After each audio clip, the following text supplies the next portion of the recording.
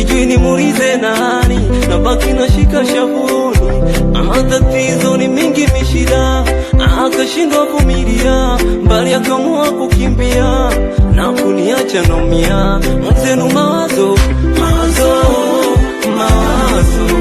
ni chanzo mapenzi yameleta balaa, mapenzi yameleta kara kwangu mie, kara yameleta kara kwa wengine, furaha yanaleta furaha.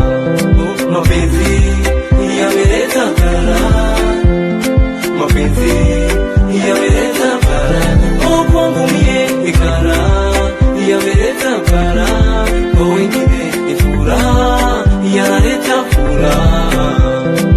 Mapenzi matamu ukipenda unapopendwa, ila mapenzi machungu ukipenda usipopendwa. Tazama unavyokonda baadaye